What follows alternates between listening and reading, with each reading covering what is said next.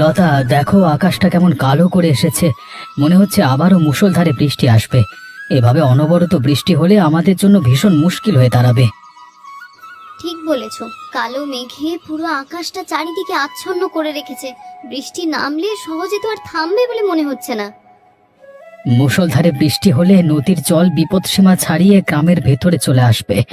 এমন অবস্থা হলে এই বর্ষার সময় গ্রামের সড়ক ভাঙন ধরা শুরু হয়ে যাবে, জমি ডুবে যাবে। আমিও ঠিক ওই একই কথা ভাবছি। এখনই জমিতে জল নেমে গেছে, এরপর যদি আরো বৃষ্টি হয় তাহলে তো সব কিছুই জলের তলায় চলে যাবে। আমাদের এই অল্প জমিতে ফসল করে যা দুটো টাকা হাতে আসে সেই দিয়ে কোনো মতে সংসার চলে। কিন্তু এখন এই বর্ষাকালে যদি আমাদের এই জমি জলের তলায় ডুবে যায় তাহলে আমরা কি খেয়ে বাঁচবো? আমার মনেও তো ওই একই দুশ্চিন্তা। কি করে এই বর্ষায় যে আমরা খেয়ে বাঁচবো, সেই চিন্তায় তো আমার রাতের ঘুম উড়ে গেছে। লতা, এখন সবকিছুই ওপরওয়ালার উপরই নির্ভর, আমাদের হাতে আর কিছুই নেই। উনি যখন মুখ দিয়েছেন খাবার জোগাড় উনিই করবেন। তোমার ওপর আমার ভীষণ রাগ হচ্ছে। কেন নীলিমা, হঠাৎ আমার উপর কেন রাগ করে আছো তুমি? আমি তো তোমাকে কিছু বলিনি। তুমি আমাকে বলনি ঠিকই, কিন্তু তুমি যে কাজটা করেছো সেটা নিঃসন্দেহে তুমি পরিকল্পনা করে করেছো, আমাকেই শায়েস্তা করার জন্য। এ কি বলছো নীলিমা? আমি কেন তোমাকে শায়েস্তা করতে যাব? আর আমি এমন কি বা কাজ করলাম যার জন্য তুমি আমাকে এসব কথা শোনাচ্ছ? সব জেনে বুঝে তুমি ন্যাকামো করছো, তাই না? আমাকে মিথ্যে কথা বলে এই গ্রামে নিয়ে এসেছো তুমি। তুমি আমায় বলেছিলে যে এমন একটা জায়গায় নিয়ে যাবে যেখানে চারিদিকে সবুজে ঘেরা আর প্রাকৃতিক সৌন্দর্যের ছটা আমার মনকে আনন্দিত করবে। নীলিমা, আমি কখনো তোমাকে মিথ্যে কথা বলিনি। দেখো, এই গ্রামে চারিদিকে সবুজে ঘেরা এবং কত মনোরম দৃশ্য। মনোরম দৃশ্য না ছাই? কোন এক গ্রামে নিয়ে এসেছে আমায়, চারিদিকে কত নোংরা, লোকেদের চাল চলন হাব ভাব আমার মোটেও ভালো লাগছে না। সবাইকে দেখে কেমন গাইয়া গাইয়া মনে হচ্ছে। কি বলছো নীলিমা? গ্রামের লোকজন কত সহজ সরল, গ্রামের বাতাস কত শুদ্ধ, এখানে শাকসবজি ফলমূল কত টাটকা। এটা আমরা শহর থেকে পাই না। রাখো তো তোমার ওসব বস্তা পচা কথা, এই গ্রামে আমার একটুও ভালো লাগছে না। আর একটা কথা বলি শোনো, শহরের সাথে গ্রামের কোনো তুলনা হয় না, বুঝেছো? তাই তো তোমাকে বলতে চাইছি, গ্রামের তুলনা শহরের সাথে হয় না নীলিমা। গ্রামের এক বাঁকা রাস্তা, সবুজ ঘাট, ধান ক্ষেত, আরো কত কি। এখানে কটা দিন থেকে প্রকৃতির সৌন্দর্যকে উপভোগ করে দেখো, দেখবে খুবই ভালো লাগবে তোমার। না না, আমি বাবা এই গ্রামে পড়ে থাকতে পারবো না। আমি শহরে থেকে মানুষ হয়েছি। আমার মতো শহুরে অভিজাত মহিলা কি করে এই নোংরা গ্রামে এসে থাকতে পারে বলো তো? এই গোপালদা, তুমি এই জমিতে কেন হাল পেয়েছো? এটা তো আমার জমি। কে বলেছে এটা তোমার জমি খগেন? এটা আমার জমি। এতকাল ধরে আমি এই জমিতে ফসল করছি, আর হঠাৎ করে তুমি উড়ে এসে জুড়ে বসে বলছো তোমার জমি? হতেই পারে না। গোপালদা, এটা আমারই জমি। এতদিন আমি আমার এই জমির অনেক খোঁজ করেছি, কিন্তু আশেপাশের জন্য জমির মাঝে আমি বিচলিত হয়ে গেছিলাম শনাক্ত করতে। তবে এখন আমি নিশ্চিত, কাগজে কলমে যেটা দেওয়া আছে সেটা হিসেবে আমার জমি। না খগেন, তোমার কোথাও ভুল হচ্ছে। এই জমি আমার, আর আমি বিগত অনেক বছর ধরে এই জমিতে চাষ করছি। অতএব এই জমিতে আমি ছাড়া আর কারোর অধিকার নেই। গোপালদা, তুমি এত জোর গলায় কি করে বলছো কাগজে কলমে এই জমি আমার? আচ্ছা, এই জমিটা যদি তোমার হয়ে থাকে তাহলে তার প্রমাণ দাও, দেখাও কি আছে। কোনো প্রমাণ তোমার কাছে আছে কি? প্রমাণ দেখাবো?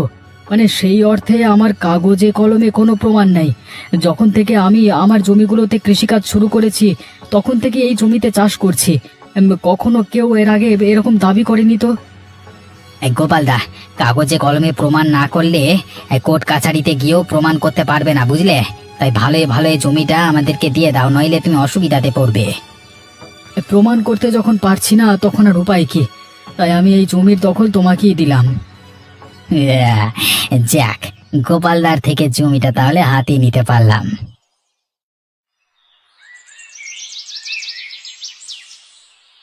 জেঠি, আমাদের গ্রামের ওই পুরনো বাড়িটা নিয়ে আমি ভীষণ চিন্তিত হয়ে আছি। ওই বাড়িটা একটা ওটা গতি করতে পারলে আমি শান্তি পেতাম। রতন, তুমি কি করে ওই বাড়িটার গতি করবে শুনি? ওই বাড়ির আসল মালিকানা তো অন্য কেউ। না জেঠি, সেটা কখনো হতে পারে না। আমি বাবা কাকার কাছ থেকে শুনেছি ওই বাড়ি আমাদের পূর্বপুরুষের, তাই বর্তমান সময় ওই বাড়ি আমারই হবার কথা। মুখে মুখে বললে তো আর হবে না। ওই বাড়ির কাগজপত্রে যার মালিকানা লেখা আছে সেই তো আসল মালিক। হ্যাঁ জেঠি, তুমি ঠিকই বলেছ। তবে আমি নিশ্চিত ওই বাড়ি যেহেতু আমাদের পূর্বপুরুষের, তাই সেই বাড়িটির মালিকানা আমাদের নামেই থাকবে। বলছি কি, আমার কাছে কিছু গোপন কাগজপত্র আছে, সেগুলো ঘেঁটে দেখতে পারলে নিশ্চিত হওয়া যাবে ওই বাড়ির আসল মালিকানা কার নামে। আমি যতদূর জানি ওই বাড়ির আসল হকদারের নাম ওই কাগজপত্রে লেখা আছে। বেশ বেশ, তাহলে তো খুব ভালো হয়। আমাকে সেই কাগজগুলো একবার দেখাও, আমিও দেখি তাতে কি লেখা রয়েছে। সেসব আগের দিনের অনেক পুরনো কাগজ আমি সযত্নে আমার ট্রাঙ্কে রেখে দিয়েছি। আমি সময় করে বরং বের করে রাখবো, তুমি না হয় পরে একবার দেখে নিও। ঠিক বলেছো জেঠি, তুমি সময় করে সেই কাগজপত্রগুলো একবার আমাকে দেখিও কেমন। আমিও দেখতে চাই ওই কাগজে কার মালিকানা লেখা আছে।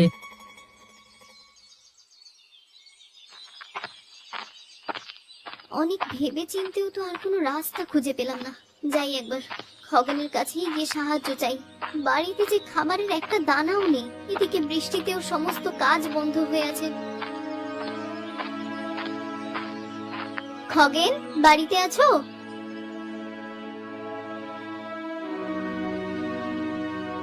ও লতা বৌদি, এসো এসো। বাহ, আমার কি সৌভাগ্য, তোমার পদধূলি এই গরিবের বাড়িতে পড়েছে। বড্ড বিপদে পড়ে তোমার কাছে এসেছি, আর দিশে না পেয়ে তোমার কাছে এসেছি সাহায্যের জন্য। আরে লতা বৌদি, তুমি ভালোই করেছো আমার কাছে এসেছো। আমি সব সময় তোমার জন্য সাহায্যের হাত বাড়িয়ে রেখেছি। বলো, তোমার কি সাহায্যের প্রয়োজন? কি আর বলি বলো, সংসারে তো অভাব লেগেই আছে। বাড়িতে একটা দানাও নেই মুখে দেওয়ার জন্য, খেতে না পেয়ে মরতে বসেছি খগেন। আহারে, কেন এমন হলো বলো তো লতা বৌদি? গোপালদা কি কোনো কাজকর্ম করে না? না না, তুমি যেমনটা ভাবছো এটা ঠিক তেমন নয়। ও খুব কর্মঠ মানুষ, ঘরে বসে থাকার পাত্রও নয়। আসলে এই বৃষ্টিতে সমস্ত কাজ বন্ধ হয়ে আছে, জমিতে জল উঠেছে, তাই ফসলের আবাদও ভালো হয়নি। ও তাই তো, এই বৃষ্টিতে কি করে ফসলের কাজ করবে? তুমি তো জানো আমাদের সংসার এই কৃষিকাজের ওপরেই চলে। তোমার দাদা অনেক চেষ্টা করেও এই বর্ষায় কোনো কাজ করতে পারছে না। লতা বৌদি, তাহলে আমি তোমাকে কিভাবে সাহায্য করতে পারি? বলছি, যদি তুমি আমায় কিছু টাকা ধার দাও তাহলে ভীষণ উপকৃত হব। বর্ষা কেটে গেলে আবার যখন ফসল করে টাকা পাবো তখন তোমাকে তোমার টাকা ফেরত দিয়ে দেবো। আরে লতা বৌদি, চিন্তা করো না। আমি তোমার কথা বুঝতে পারছি, তবে আমার একটা শর্ত আছে। যদি তুমি পূরণ করো তাহলে নিশ্চয়ই আমি তোমাকে টাকা দেব। কি শর্ত খগেন? লতা বৌদি, এই গোপালদাকে তুমি যেমন আদর যত্ন করো, ঠিক সেইভাবে আমাকেও যদি সেবা যত্ন করো, তাহলে আমি তোমার সব কষ্ট দূর করে দেব। খগেন, তোমার স্পর্ধা দেখে আমি আশ্চর্য হলাম। তুমি আমাকে বৌদি ডাকো, বৌদি হচ্ছে মায়ের মতো, আর তুমি কিনা আমাকেই এমন প্রস্তাব দিলে। আমি বিপদে পড়ে তোমার কাছে সাহায্য চাইতে এসেছি, আর তুমি কিনা আমার সুযোগ দিতে চাইছো।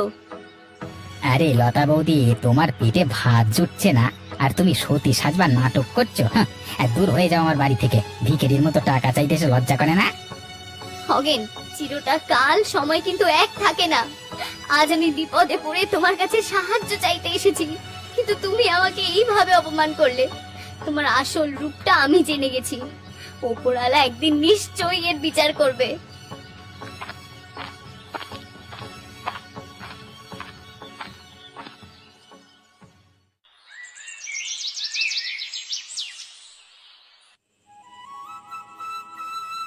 অবিনাশবাবু, আপনি তো গ্রামের প্রাক্তন সরকারি কর্মচারী।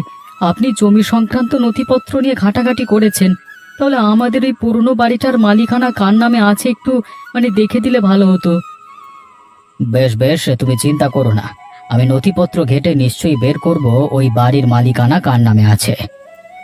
আসলে ওই বাড়িটার একটা গতি করবার জন্য সিদ্ধান্ত নিতে চাইছি, কিন্তু জেঠিমা আমাকে বলল যে ওই বাড়ির মালিকানা নাকি অন্য কারোর নামে আছে, তাই সঠিক তথ্য না পাওয়াতে আমি শান্তি পাচ্ছি না। আচ্ছা ঠিক আছে, আমাকে তাহলে নথিপত্রগুলো একটু দেখতে দাও। পশ্চিমে মুখার্জি বাড়ি, দক্ষিণে মোদকের পরিবার, ঈশানে দেখাচ্ছে বসাক বাড়ি, এই পূর্বের দিকে ওই বাড়ি দাগ নম্বরটা দেখাচ্ছে। রতন, বলছিলাম যে নথিপত্র অনুযায়ী ওই বাড়ির আসল মালিকানা নিয়ে একটু দ্বন্দ্ব আছে, বুঝেছো তো? এখানে তোমাদের পরিবারের কোনো অংশ স্পষ্টভাবে দেখতে পাচ্ছি না। অবিনাশবাবু, আপনি ভালো করে দেখেন না, কোথাও ভুল হচ্ছে না তো? মানে আমার বাবা কাকা জ্যাঠারা ও বাড়িতে এতকাল ধরে কি করে থেকেছিলেন, যদি ওই বাড়ি অন্য কারোর মানে জায়গাতে হতো? দেখো রতন, তোমার বাবা কাকা জ্যাঠাদের সময়কাল অন্যরকম ছিল। তখন জায়গা জমির নির্দিষ্ট কোনো সীমানা, দাগ নম্বর বা এলাকা বলে সরকারিভাবে তেমন নির্ধারিত করা ছিল না।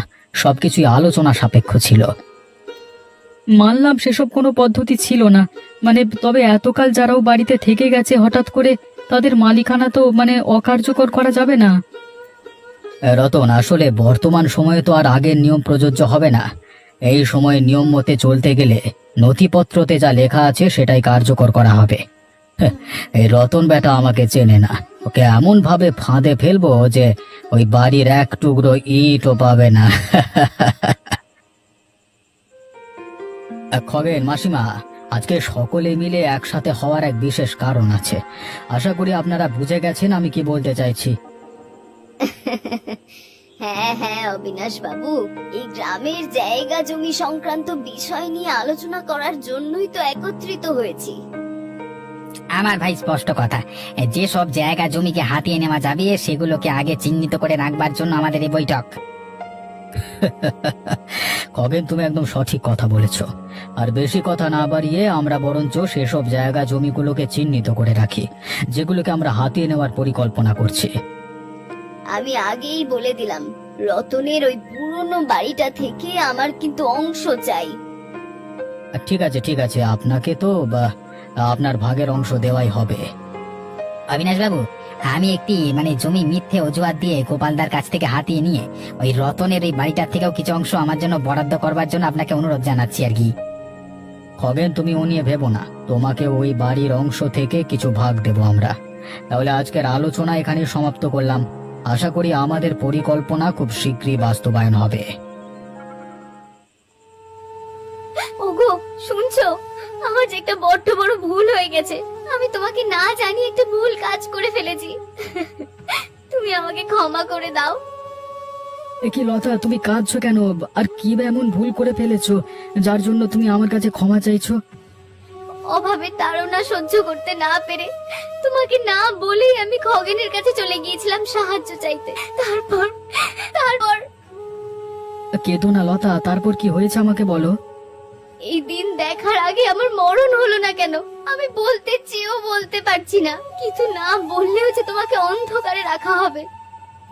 লতা, তুমি আমার অর্ধাঙ্গিনী, অন্তত আমার কাছে তুমি নিঃসন্দেহে মন খুলে সব কথা বলতে পারো। বলতে গিয়ে আমার দুঃখ আর লজ্জায় বুক ফেটে যাচ্ছে। আমি খগেনকে আমাদের অভাবের কথা বললাম আর ওর থেকে কিছু টাকা চাইলাম। ওকে আমি এই কথাও বললাম যে যখন আমাদের দিন ফিরবে তখন ওকে টাকাটা ফেরত দিয়ে দেবো। তুমি খগেনের থেকে টাকা চাইতে গেলে? হায় রে কপাল, আমি দুবেলা দুমুঠো খাবার জোগাড় করতে অক্ষম হয়ে গেছি, তাই তো তোমাকে মানুষের কাছে ভাত পাততে হচ্ছে। খগেন তোমাকে কি টাকা দিয়েছে? না, আমার কথার পরিপ্রেক্ষিতে খগেন আমাকে শর্ত দিল। খগেন তোমাকে কি শর্ত দিল?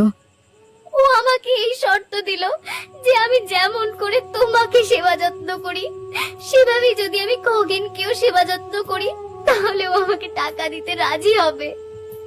ছি ছি ছি ছি, খগেন এতটা নিচু নেমে গেছে? হ্যাঁ, ওর স্পর্ধা দেখে আমি অবাক হচ্ছি।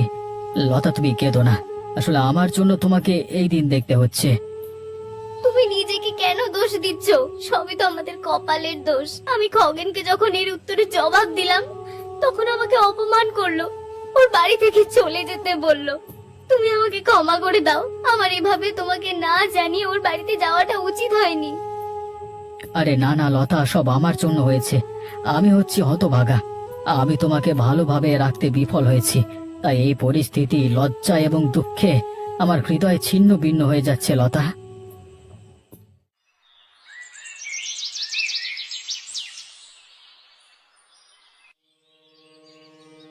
এই যে শুনছো, আমাদের ওই পুরনো বাড়িটার ব্যবস্থা করার জন্য কিছু ভাবলে? চেষ্টা তো করছি, কিন্তু কিছু সমস্যা হচ্ছে, তার জন্য কিছুদিন অপেক্ষা করতে হবে। কিসের সমস্যা? ওই বাড়ির মালিকানা নিয়ে সমস্যা হচ্ছে নাকি? তোমার মনে ওই বাড়ির মালিকানা নিয়ে প্রশ্ন কি করে এলো নীলিমা? না, বলছিলাম যে ওই আর কি, মানে সাধারণ জমি জমা বাড়ি সংক্রান্ত বিষয়গুলোতে মালিকানা নিয়ে তো সমস্যা হয়। নীলিমা, তোমার কথাগুলো কিন্তু আমার ভালো ঠেকছে না। যা বাবা, আমি তোমাকে কি এমন খারাপ কথা বললাম যার জন্য তুমি আমাকে এভাবে বলছো? শুনলাম গোপালদা নাকি অন্যের জমিতে এতদিন চাষ করছিল, পরে আসল মালিকানা জানার পর গোপালদার থেকে ওই জমিটা নিয়ে নেওয়া হয়। নীলিমা, তুমি গোপালদার জমির বিষয়ে কি খবর পেলে? কে তোমাকে বলেছে এসব? নীলিমার বড্ড বার বেড়ে গেছে, নইলে আমার পিঠ পিছে নিশ্চয়ই ওই বুড়ি এবং খগেনের সাথে যোগাযোগ রেখেছে। নীলিমার উদ্দেশ্য আমার ভালো ঠেকছে না।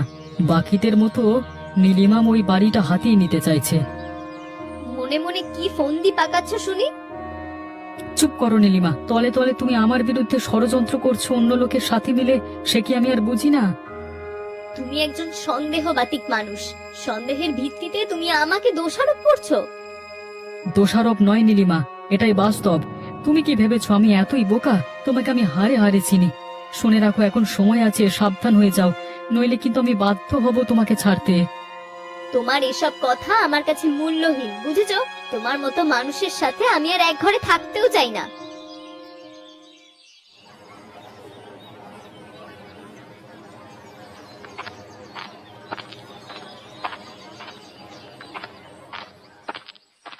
এই যে খগেন, এদিকে এসো, আমার কাছে এসো। অবিনাশ বাবু, আপনার সাথে বসে বেগুন ভর্তার ঝোল দিয়ে কবজি ডুবিয়ে ভাত খাবো। হ্যাঁ, আমাদের জরুরি আলোচনাও সেরে ফেলবো। দুজনে মিলে কি চুক্তি করছো শুনি? আসুন আসুন মাসিমা, আমাদের সাথে বসুন। কি চুক্তি করছো অবিনাশ বাবুর সাথে, সেটা তো কই বললে না। আপনি ছাড়া কি আমাদের কোনো আলোচনা সম্ভব বলুন? একসাথে এসে বসো, তারপর না হয় রতন, আমরা এদিকটায় বসি। ঠিক আছে গোপালদা। রতন, ওদিকে দেখো, অবিনাশ বাবু, খগেন আর মাসিমা একসাথে খেতে বসেছে। ও তাই তো, কথায় আছে না, চোরে চোরে মাস্তুতো ভাই। সব কটা চোর একসাথে হয়েছে যুক্তি পরামর্শ করবার জন্য। নিশ্চয়ই আমার বাড়ি আর তোমার জমি হাতিয়ে নেবার পরিকল্পনা করছে। অবিনাশ বাবু, গোপালদার জমিটা আপনি যেভাবে আমার নামে কাগজে কলমে করে দিয়েছেন, ঠিক সেইভাবে ওই বাড়িটাও মাসিমার নামে করবার ব্যবস্থা করুন। সে আমি করে রেখেছি, এবং আমার এবং তোমার নামের অংশ সেখানে জুড়ে দিয়েছি। তবে একটা কথা, আসল নথিপত্র কিন্তু জমি সংরক্ষণ কার্যালয়ে আছে। আর সেখান থেকে কেউ আসল কাগজ বের করে নিলে কিন্তু আমরা ফেঁসে যেতে পারি। আপনি নিশ্চিন্তে থাকুন, সে কখনো হবার নয়, কারণ গোপালদা আর রতন এসব বিষয়ে অজ্ঞ। তুমি ঠিকই বলেছো খগেন, ওদের মাথায় ওই সমস্ত কথা আসবে না। তার মানে ওদের জায়গা বাড়ি আমাদের নামে চিরকালের জন্য হয়ে যাবে। হ্যাঁ, গোপালদা, বলছি কি, আমি শহরে গিয়ে জমি সংরক্ষণ কার্যালয়ে গিয়ে তোমার জমির আর আমার বাড়ির আসল কাগজপত্র বের করে আনবো। বেশ বেশ, সেই ভালো। তাহলে তো আর তার চেয়ে ভালো নিদান কি হতে পারে? হ্যাঁ গোপালদা, আমাদের গ্রামের যে অফিসটা আছে না, সেখানে গিয়ে তুমিও দেখে এসো কেমন। যে কোনো ভাবে দুটো কার্যালয় থেকে আসল নথিপত্র বের করতে পারলে ওনাদের আমরা শক্ত জবাব দিতে পারবো। তাহলে দেরি না করে এবার সকলেই আমরা এই কাজের জন্য বেরিয়ে পড়ি, চলো। ঠিক আছে গোপালদা।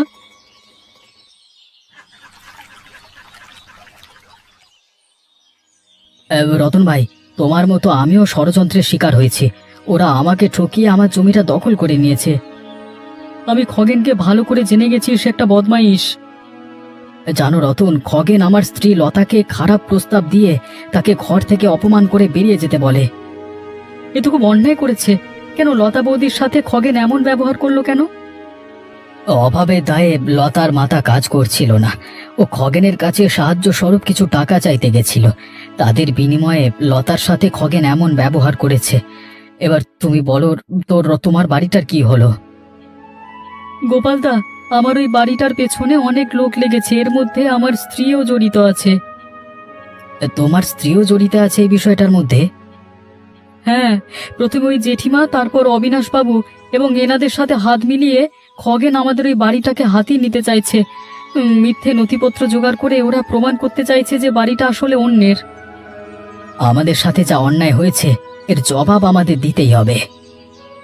ঠিক বলেছ গোপালদা, আমরা খুব গোপনে অবিনাশ বাবু এবং খগেনের বিরুদ্ধে সমস্ত প্রমাণ নথিপত্র সংগ্রহ করব এবং তারপর সকলের সামনে ওদের পর্দা ফাঁস করে দেব। একদম ঠিক কথা বলেছ রতন, আমিও তোমার সাথে আছি। এই যে গ্রামবাসীরা, আপনাদের সকলের সামনে আজকে কিছু লোকের মুখোশ খুলে তাদের আসল রূপটা আপনাদের দেখাবো। আমাদের মতো আপনাদের মধ্যেও কারো না কারোর ভাগের জমি ঠকিয়ে প্রতারণা করে দখল করা হয়েছে। যারা এসব কাজে যুক্ত ছিল প্রমাণ সহ তাদের সকলের জালিয়াতি প্রমাণ করব আজকে। আমি এবং রতন মিলে অনেক কষ্ট করে গ্রামের এবং শহরের জমি জমা সংরক্ষণের কার্যালয় থেকে এসব নথিপত্র বের করে নিয়ে এসেছি। আমার গ্রামের পুরনো পৈতৃক বাড়ি এবং গোপালদার জমি যেভাবে ঠকিয়ে কবজা করা হয়েছে তাদের সকলের নাম গোপালদা আপনাদেরকে জানাবে। যারা যারা এসব কাজে যুক্ত ছিল তাদের নাম হচ্ছে অবিনাশবাবু, খগেন এবং মাসিমা। যেহেতু অবিনাশবাবু প্রাক্তন সরকারি কর্মচারী আর উনি সেই অফিসেই কাজ করতেন, তাই ওনার কাছে এই 2 নম্বরই করাটা সহজ। ওনার সাথে সঙ্গ দিয়েছেন খগেন এবং মাসিমা। আমার হাতে এসব কাগজপত্র হচ্ছে তার প্রমাণ। এবার আপনারাই বলুন, এসব লোকেদেরকে কি শাস্তি দেওয়া উচিত? আমরা ওনাদের বিচার করবার দায়িত্ব আপনাদের হাতে দিলাম। অবিনাশ বাবু, খগেন এবং এই বুড়ি মাসিমা যে এমন কাজ করবে সেটা আমরা ভাবতেই পারিনি। ওনারা লোক ঠকিয়ে জায়গা জমি হাতিয়ে নেওয়ার চেষ্টা করছিল, তার জন্য ওদের কঠোর শাস্তি দেওয়া উচিত। আমরা সবাই মিলে সিদ্ধান্ত নিলাম যাতে অবিনাশ বাবু, রতন এবং বুড়ি মাসিমাকে এই গ্রাম থেকে বের করা হয়। রতন, বর্ষাকাল শেষ হয়ে গেল, আবার সূর্যের প্রচন্ড তাপরে আবার এই গ্রামকে শুষ্ক করে দিতে চলেছে। হ্যাঁ গোপালদা, তুমি ঠিকই বলেছ। এবার তোমরা যারা কৃষিকাজ করো তাদের সুদিন চলে এসেছে। এখন তোমরা আবার ফসল করে আবাদ করে নিজেদের জীবন যাপন শুরু করবে। রতন, এবার হয়তো সুদিন আসবে। জমিতে কঠোর পরিশ্রম করে আবার ফসল করব, টাকা রোজগার করব এবং ধার দেনা শোধ করব। আসলে সুখের পরে দুঃখ এবং দুঃখের পরে সুখ, এটাই হচ্ছে প্রকৃতির নিয়ম, তাই না গোপালদা? ঠিক বলেছ রতন, তবে প্রকৃতির এই খেলাতে আমরা কত কিছু হারিয়ে ফেলি, সেগুলো আর ফিরে আসে না। যেমন এই বর্ষা শুধু জমি ভাসায়নি, ভাসিয়ে নিয়ে গেছে বিশ্বাস আর সম্পর্ক।